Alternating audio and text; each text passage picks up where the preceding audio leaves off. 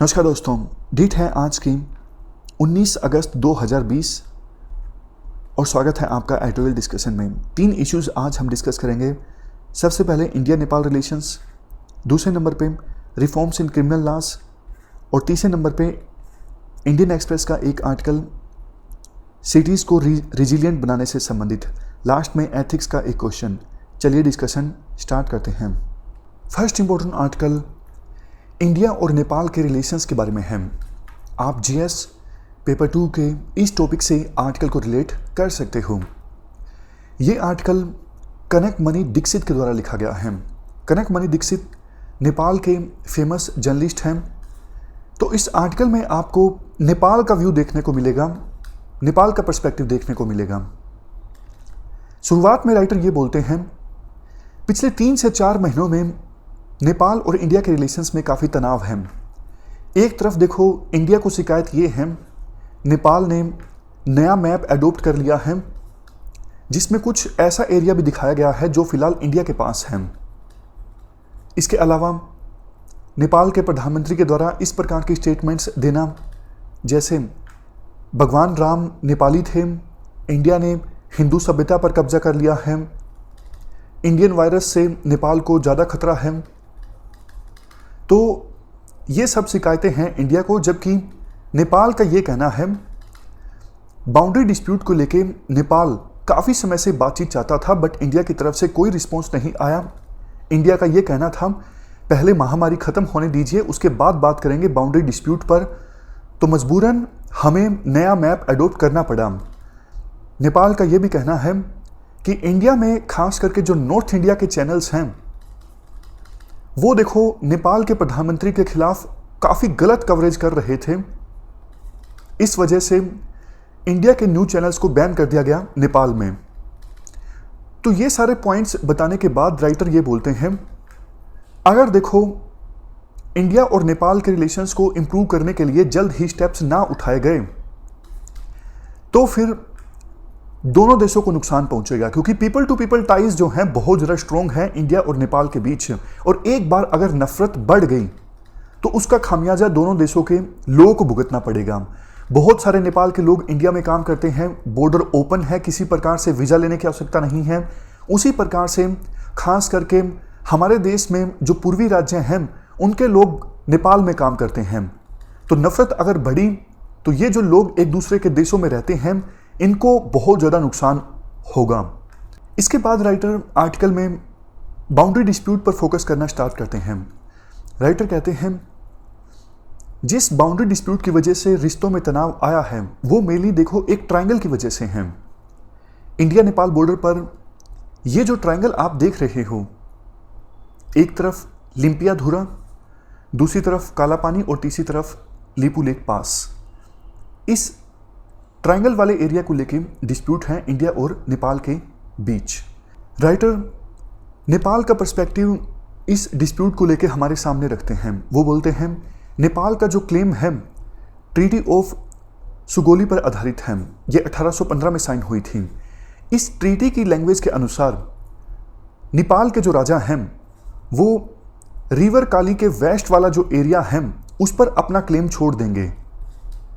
तो ये जो एरिया है ये काली रिवर के ईस्ट में आता है, ना कि वेस्ट में। राइटर के अनुसार वो ये भी बोलते हैं, बाद में देखो ब्रिटिशर्स ने इस रीजन पर ऑलमोस्ट 200 से ज़्यादा सालों तक राज किया, बट इस ट्रीटी की लैंग्वेज को कभी भी नहीं छेड़ा गया।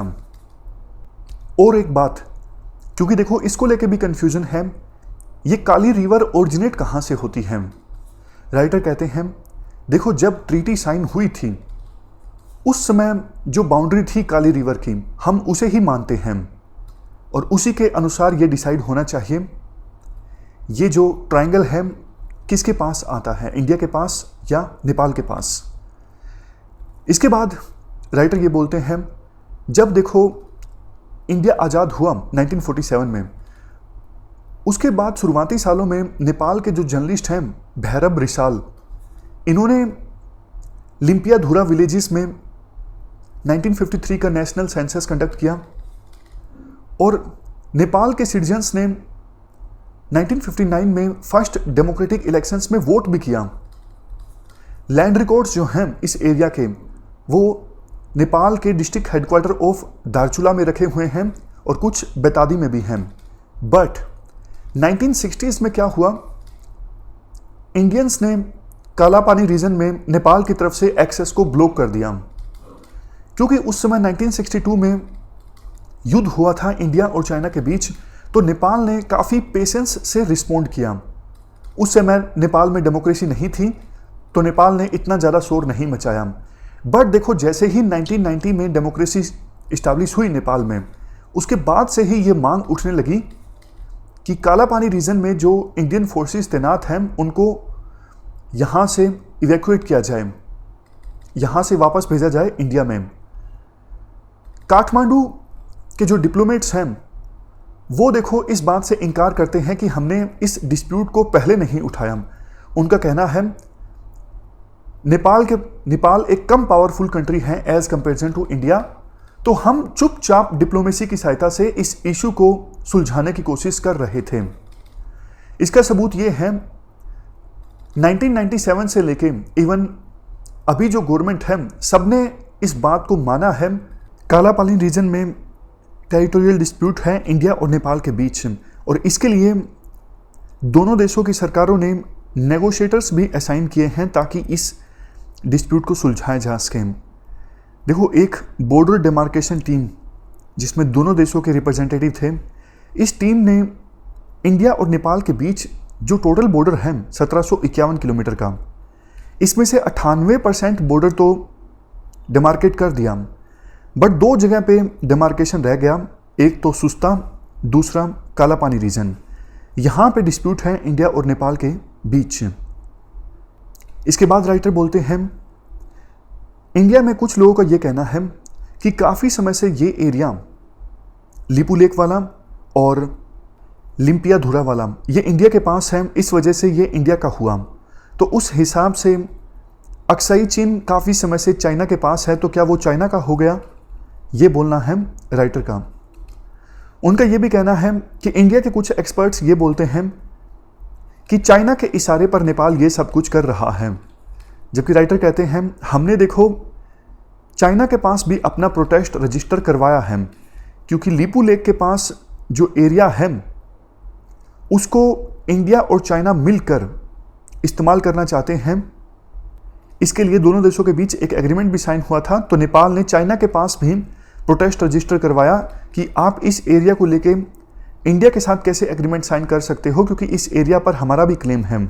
इसके बाद 2014 में उस समय जो एक्सटर्नल अफेयर मिनिस्टर थी सुषमा स्वराज, उन्होंने एग्री किया कि एक बॉर्डर वर्किंग ग्रुप को इस्टेब्लिश किया जाए, जिसे अनाउंस किया गया उस समय भारत के प्रधानमंत्री मोदी और प्राइम मिनिस्टर सुशील कोइराला के द्वारा। बट इस ग्रुप ने भी कुछ खास काम नहीं किया। अगस्त 2019 में हमारे external affair minister S Jaishankar और नेपाल के minister of external affair Pradeep Gyawali, इन दोनों ने एग्री किया कि दोनों देशों के फॉरेन सेक्रेटरीज को ये काम दे देना चाहिए इस बाउंड्री डिस्प्यूट को सुलझाने का। बट देखो, दोनों देशों के फॉरेन सेक्रेटरीज की मीटिंग नहीं हुई, क्योंकि इंडिया ने इंसिस्ट किया कि एक बार महामारी खत्म हो जाए उसके बाद हम मीटिंग ऑर्गेनाइज करेंगे इस डिस्प्यूट को लेके। नेपाल लाइमलाइट से दूर क्वाइट डिप्लोमेसी की सहायता से इस विवाद को सुलझाना चाहता था, बट जम्मू एंड कश्मीर के स्पेशल स्टेटस को रिवोक करने के बाद इंडिया ने 8 नवंबर को एक नया मैप दुनिया के सामने रखा और उसमें लिम्पियाधुरा रीजन को भी अपने मैप में शामिल किया गया था। इसके बाद भी नेपाल ने ज़्यादा एक्शन नहीं लिया, क्योंकि नेपाल को पता था कि क्वाइट डिप्लोमेसी की सहायता से अगर डिस्प्यूट सुलझाया जाएगा तो ज़्यादा अच्छा है। बट इस साल 8 मई को हमारे डिफेंस मिनिस्टर राजनाथ सिंह ने काफ़ी धूमधाम के साथ एक अनफिनिश्ड ट्रैक जो लिपू लेक तक जाता है उसका उद्घाटन कर दिया। उसके बाद नेपाल के प्रधानमंत्री के ऊपर काफ़ी ज़्यादा प्रेशर आ गया। नेपाल के प्रधानमंत्री को कुछ ना कुछ एक्शंस लेना था। इंडिया के डिप्लोमेट्स ने हालांकि पूरी कोशिश की कि नेपाल अपना नया मैप ना अडोप्ट करे, बट चूंकि इंडिया ने लिम्पियाधुरा को अपने मैप में दिखाया था तो नेपाल की सरकार के ऊपर बहुत ज़्यादा प्रेशर था कि नए मैप को अडॉप्ट किया जाए जिसमें लिम्पियाधुरा रीजन नेपाल के पास दिखाया जाए। ऐसा ही हुआ, नेपाल की सरकार ने नया मैप अडॉप्ट कर लिया। लेकिन देखो, बावजूद इसके अभी भी नेगोशिएशंस हो सकती हैं। राइटर एग्जाम्पल देते हैं काला पानी रीजन का। देखो, काफ़ी समय से काला पानी जो रीजन है वो दोनों देशों के मैप में दिखाया जाता है। तो उसी प्रकार से अब लिम्पियाधुरा जो ट्रायंगल है वो दोनों देशों के मैप पे एग्जिस्ट करती है। बट इसमें दिक्कत नहीं आनी चाहिए नेगोशिएशंस में। नेगोशिएशंस अभी भी हो सकती हैं, बट नेगोशिएशंस में चैलेंज ये है कि अभी बैक चैनल डिप्लोमेसी पूरी तरह से एब्सेंट है। जब देखो 2015 में इंडिया और नेपाल के बॉर्डर पर अनऑफिशियल ब्लॉकेड लगा था तो उस समय बैक चैनल डिप्लोमेसी की सहायता से विवाद को सुलझा लिया गया था। बट आज के समय में राइटर के अनुसार इंडिया में पीएमओ के पास यानी प्राइम मिनिस्टर ऑफिस के पास पावर काफ़ी ज़्यादा सेंट्रलाइज्ड है और दूसरे जो चैनल्स हैं पावर के वो ड्राइव हो चुके हैं, वो एग्जिस्ट नहीं करते। इसलिए विवाद को सुलझाने में थोड़ी सी दिक्कत आ रही है। जैसे आरएसएस लीडरशिप का सहारा लिया जा सकता था विवाद को सुलझाने के लिए, बट नेपाल के प्रधानमंत्री ने ये कह के कि भगवान राम नेपाली थे, आरएसएस की लीडरशिप को नाराज कर दिया। लास्ट में कुछ सजेशंस दिए जाते हैं। देखो, विवाद को सुलझाने की एक अच्छी शुरुआत हुई। 15 अगस्त को दोनों देशों के प्रधानमंत्रियों के बीच बात हुई। अब होना क्या चाहिए, एक वीडियो कॉन्फ्रेंसिंग फैसिलिटी स्टैब्लिश की गई थी दोनों देशों के फॉरेन सेक्रेटरीज के बीच। इस फैसिलिटी को फिर से रीएक्टिवेट करना चाहिए। जैसा हमने शुरुआत में डिस्कस किया था, अगर देखो फर्दर डिले होता है तो इससे ना सिर्फ नेपाल के लोगों को सोशली, कल्चरली और इकोनॉमिकली नुकसान उठाना पड़ेगा, बट हमारे देश में पूर्वी राज्यों के जो गरीब सिटीजन्स हैं जो नेपाल में काम करते हैं और वहाँ से रेमिटेंस भेजते हैं अपने अपने घरों में, उनको भी बहुत ज़्यादा नुकसान उठाना पड़ेगा। वैसे देखो, इंडिया सक्सेसफुली अपना बॉर्डर डिस्प्यूट सोल्व कर चुका है बांग्लादेश के साथ, श्रीलंका के साथ, इवन पाकिस्तान के साथ भी काफ़ी बार बातचीत हुई है। तो नेपाल के साथ भी इंडिया बॉर्डर डिस्प्यूट सोल्व कर सकता है, बट इसके लिए टॉप मोस्ट लेवल पर पॉलिटिकल विल चाहिए। इसके बाद राइटर ये बोलते हैं, देखो इंडिया और नेपाल के बीच ये जो बाउंड्री डिस्प्यूट है इसको दोनों देश अपने रिलेशंस में कंपार्टमेंटलाइज करें। मतलब बाउंड्री डिस्प्यूट को लेकर जो तनाव है वो बाकी क्षेत्रों में नहीं दिखना चाहिए। आवश्यकता ये भी है कि नेपाल के जो प्रधानमंत्री हैं केपीएस ओली, वो थोड़ा वर्बल रिस्ट्रेंट रखें, मतलब ज़्यादा ना बोले, जैसे भगवान राम नेपाली थे, इस प्रकार की स्टेटमेंट्स नुकसान ज़्यादा करती हैं, रिश्तों में ज़्यादा तनाव लाती हैं।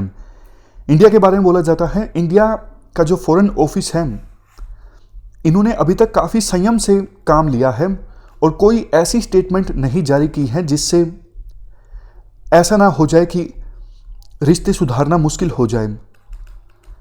आवश्यकता ये भी है राइटर के अनुसार, अभी जो लिपू लेक ट्रैक पे काम चलाया जा रहा है इंडिया की एजेंसीज के द्वारा, उस काम को एक बार के लिए रोक दिया जाए और सारे पुराने जो पेपर्स हैं या फिर treaties, agreements, administrative records, communications, maps, drawings, सबको इकट्ठा किया जाए और इस ट्रायंगल को लेकर जो बाउंड्री डिस्प्यूट है उसको सोल्व करने की कोशिश की जाए। राइटर ये भी बोलते हैं, अगर देखो नेपाल के पक्ष में ये रीजन आता है तो नेपाल इसे zone of peace and pilgrimage declare करे और यहाँ से कैलाश मानसरोवर रूट जो अभी होके गुजरता है वो ओपन रहे तीर्थयात्रियों के लिए और इसको लेके कोई भी रोक नेपाल के द्वारा ना लगाई जाए। राइटर कहते हैं ये देखो हाइपोथेटिकल सिचुएशन है, तब की बात है जब एग्रीमेंट में ये डिसाइड होता है कि इस एरिया पर नेपाल का क्लेम सही है। तो ये हमने पूरा आर्टिकल डिस्कस किया इंडिया और नेपाल रिलेशंस के बारे में।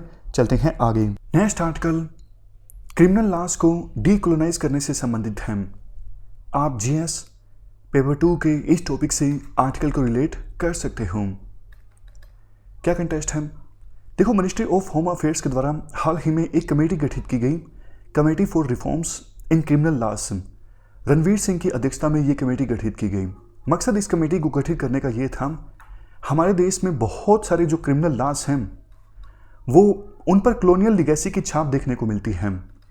मतलब ब्रिटिशर्स ने जो कानून बनाए थे उनकी छाप देखने को मिलती है इन कानूनों पर। तो आवश्यकता ये है ऐसे कानूनों को या तो ख़त्म कर दिया जाए या फिर उनमें बदलाव लाया जाए। तो ये कमेटी इस बारे में अपनी रिकमेंडेशंस देगी। राइटर कहते हैं देश का हर एक जो सिटीजन है वो चाहता है हमारे देश में क्रिमिनल जस्टिस सिस्टम में सुधार होना चाहिए, क्योंकि डायरेक्टली हर एक सिटीजन का क्रिमिनल जस्टिस सिस्टम से लेना देना होता है। बट देखो, सरकार ने ये जो कमेटी गठित की है इस पर बहुत सारे क्वेश्चंस उठाए जा रहे हैं वेरियस एक्सपर्ट्स के द्वारा। राइटर कहते हैं भैया डीकोलोनाइजेशन एक प्रोसेस होती है। जब ब्रिटिशर्स रूल कर रहे थे तो देश की जनता से नहीं पूछा जाता था, चीज़ें ब्रिटिशर्स अपने आप से डिसाइड कर लेते थे। लेकिन आज़ादी मिली तो ये सोचा गया अब देश की जनता खुद से चीज़ों को डिसाइड करेगी, डेमोक्रेसी में जैसा होता है। बट इस कमेटी में रिप्रेजेंटेशन जो है वेरियस तबकों की बहुत ज़्यादा वीक है। जैसे काफ़ी सारे एग्जांपल्स देते हैं राइटर। कमेटी की जो वेबसाइट है, वेबसाइट पे बोला गया है जनता से कंसल्टेशन के बारे में कि जुलाई से लेके अक्टूबर के बीच जनता से कंसल्टेशन चलेगा। बट कमेटी को साफ साफ काम क्या दिया गया है, कोई टर्म्स ऑफ रेफरेंस नहीं बताया गया है सरकार के द्वारा कि स्पेसिफिकली क्या काम दिया गया है इस कमेटी को। पूरे भारत से रिप्रेजेंटेशन नहीं है इस कमेटी में। इसके अलावा जो डॉक्यूमेंट्स पब्लिश किए गए हैं इस कमेटी के द्वारा सारे इंग्लिश में हैं। देश की कितनी % जनता इंग्लिश बोलना जानती है? मैक्सिमम 10%। और इवन देखो, इंटरनेट पर कंसल्टेशन के बारे में कहा गया है जनता से। देश में कितनी % जनता इंटरनेट का इस्तेमाल करती है? मैक्सिमम 40%। एक और बात जो राइटर बोलते हैं, देखो बहुत महत्वपूर्ण काम दिया गया है इस कमेटी को। तो क्वेश्चन ये भी उठ जाता है कि लॉ कमीशन ऑफ इंडिया जो रेकमेंड करता है सरकार को अगर कोई कानून में बदलाव लाना हो या फिर कानून कोई लाना हो, तो फिर इतना महत्वपूर्ण काम लॉ कमीशन ऑफ इंडिया को क्यों नहीं दिया गया और इसके लिए स्पेशल अलग से कमेटी क्यों बनाई गई? वो भी एक एड हॉक कमेटी है, मतलब परमानेंट कमेटी नहीं है, एड हॉक कमेटी है। इस काम के बाद ये जो कमेटी है वो खत्म हो जाएगी। एक और बात, इस कमेटी की वेबसाइट में शुरुआत में तो मिनिस्ट्री ऑफ होम अफेयर्स का लोगो लगा था, फिर हटा दिया गया। तो क्वेश्चन ये भी उठने लगे हैं क्या इस कमेटी के पास ऑटोनमी है या फिर नहीं है। इसके बाद आर्टिकल में ये बोला जाता है देखो देश में जो वल्नरेबल सेक्शंस हैं जैसे वुमन, दलित, माइनॉरिटीज़, गरीब लोग, जो डिसएडवांटेज सेक्शंस हैं उनको सबसे ज़्यादा आवश्यकता होती है इन क्रिमिनल लॉज की, क्योंकि इनके ऊपर एट्रोसिटीज सबसे ज़्यादा होती हैं। बट इनकी तरफ से रिप्रेजेंटेशन वीक है इस कमेटी में। तो ये जो सेक्शंस हैं वो अपने कंसर्न्स को नहीं बता पाएंगे इस कमेटी को, जिसके ऊपर अभी जिम्मेदारी दी गई है कि आप क्रिमिनल लॉज में रिफॉर्म लाने के लिए सजेशंस दीजिए, अपनी रिकमेंडेशंस दीजिए। इसके बाद राइटर ये कहते हैं सिर्फ 3 महीने का टाइम दिया गया है जनता की ओपिनियन के लिए जुलाई से अक्टूबर के बीच में। जबकि देखो 2003 में उससे पहले जो कमेटी गठित की गई थी क्रिमिनल जस्टिस सिस्टम के ऊपर, मलीमात कमेटी, सिमिलर सा मैंडेट दिया गया था इस कमेटी को भी। बट इस कमेटी ने 5 गुना ज़्यादा समय लिया अपनी रिपोर्ट को सबमिट करने में। तो फिर क्वेश्चन ये भी उठ जाता है कि ये जो कमेटी गठित की गई है इसको इतना जल्दबाजी में क्यों बोला गया है अपनी रिकमेंडेशंस देने के लिए। 46 क्वेश्चंस इस कमेटी ने रिलीज़ किए हैं जिसको लेके जनता से उनकी राय पूछी जा रही है। बट उन क्वेश्चंस को लेके कंटेक्स्ट नहीं बताया गया है, तो कुछ क्वेश्चंस तो काफ़ी ज़्यादा वेग हैं। तो ये सारा क्रिटिसिज्म आज के समय में कमेटी का हो रहा है। लास्ट में राइटर डेलिब्रेटिव डेमोक्रेसी की बात करते हैं। राइटर कहते हैं देखो डेलिब्रेटिव डेमोक्रेसी का मकसद ये है जो भी कानून बने, जो भी फैसला हो, उस पर चर्चा होनी चाहिए पहले अच्छे से, और वो चर्चा इन्फॉर्म्ड चर्चा होनी चाहिए ताकि जो अच्छे आर्गुमेंट्स निकल के आते हैं उनको लेके पॉलिसी बने या फिर कानून बने। बट जिस प्रकार से इस कमेटी का गठन किया गया है, ऐसा लगता है डेलिब्रेटिव डेमोक्रेसी के प्रोसीजर्स को, स्टैंडर्ड्स को फॉलो नहीं किया जा रहा है। चलते हैं आगे। नेक्स्ट आर्टिकल अर्बनाइजेशन से संबंधित है। आप जीएस पेपर 1 के अर्बनाइजेशन से और जीएस पेपर 2 के इस टॉपिक से आर्टिकल को रिलेट कर सकते हो।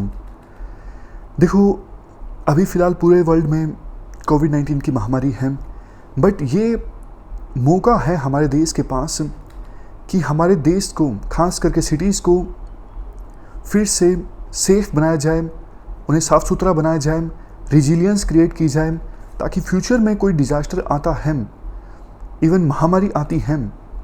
आजकल तो फ्लड्स भी काफ़ी आने लगी हैं, क्लाइमेट चेंज का एडवर्स इम्पैक्ट देखने को मिल रहा है, तो इन सब से आसानी से निपटा जा सके। अभी देखो, ऑलमोस्ट 461 मिलियन जो लोग हैं वो शहरों में रहते हैं, और अर्बन एरियाज़ जो हैं देश के, वो देश की जीडीपी में 63% कंट्रीब्यूट करते हैं। इंडियन सिटीज़ कोविड-19 की महामारी से लड़ने में फ़िलहाल फ्रंट लाइन पर हैं।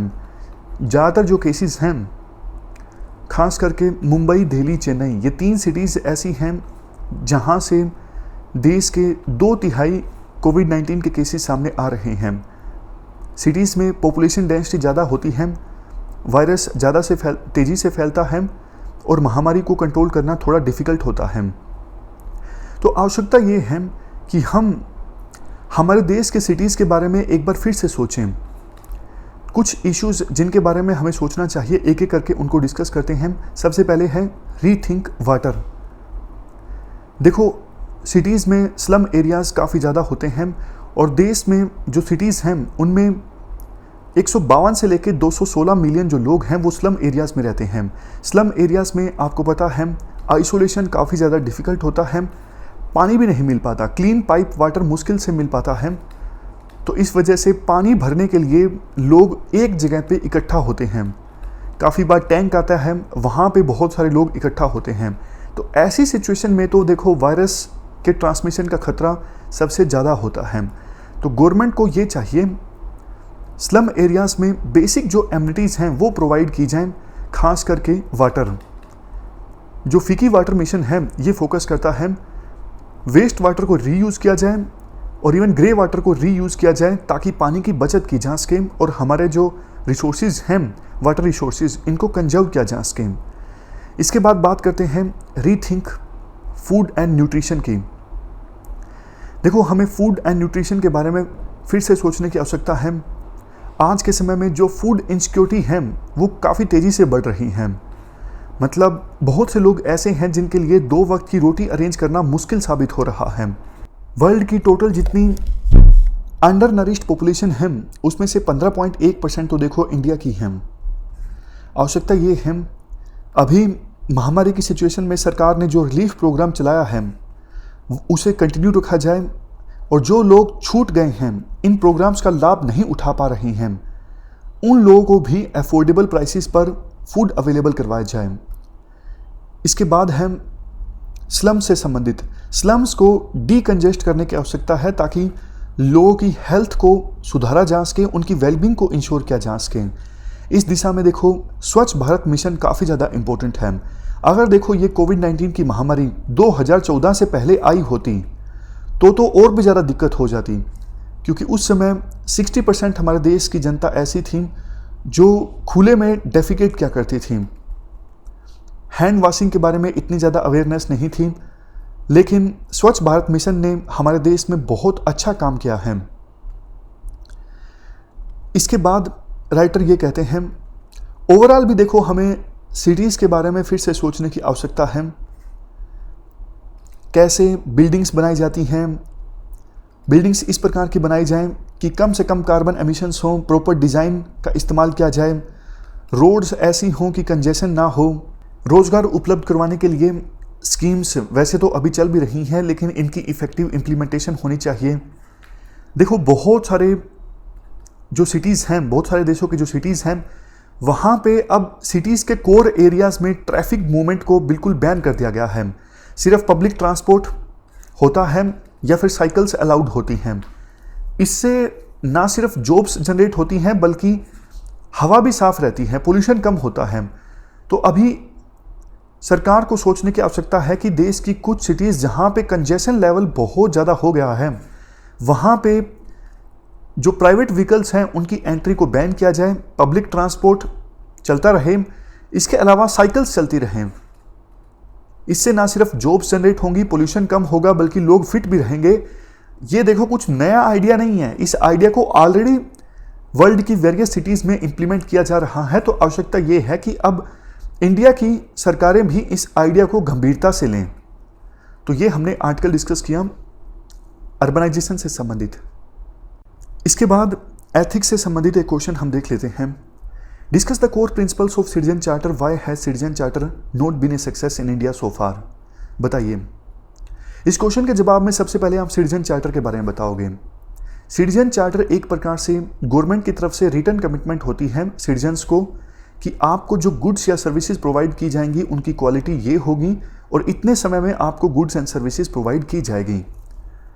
जैसे देखो, आप एक बैंक में जाते हो तो आपको सिटीजन चार्टर दिखता है एंटर करते ही, उसमें दिया होता है इस ब्रांच में आप ये सर्विसेज अवेल कर सकते हो। आपको अगर बैंक अकाउंट ओपन करना है तो 10 दिनों का समय लगेगा, या फिर 5 दिनों का समय लगेगा, या फिर 1 दिन का समय लगेगा। नंबर चेंज करवाना है अकाउंट का तो इतना समय लगेगा। सारी इन्फॉर्मेशन दी होती है। तो अब क्वेश्चन उठता है, कौन से कोर प्रिंसिपल्स के आधार पर सिटीजन चार्टर को बनाना चाहिए। सबसे पहले अवेयरनेस, जनता को अवेयरनेस होनी चाहिए सिटीजन चार्टर के बारे में। सिटीजन चार्टर ऐसा होना चाहिए सिंपल टू अंडरस्टैंड हो, अकाउंटेबिलिटी हो। मान लीजिए टाइमलाइन दी हुई है सिटीजन चार्टर में, लेकिन उसके अनुसार काम नहीं होता है, तो उस सिटीजन चार्टर में ऐसी भी इंफॉर्मेशन होनी चाहिए कि किसको शिकायत की जा सकती है। ट्रांसपेरेंसी होनी चाहिए और सिटीजन्स का एम्पावरमेंट होना जरूरी है, खास करके वल्नरेबल सेक्शंस का। ये सारे प्रिंसिपल्स आप लिख सकते हो। रीज़न क्या है अभी तक सिटीजन चार्टर फेलियर रहा हमारे देश में?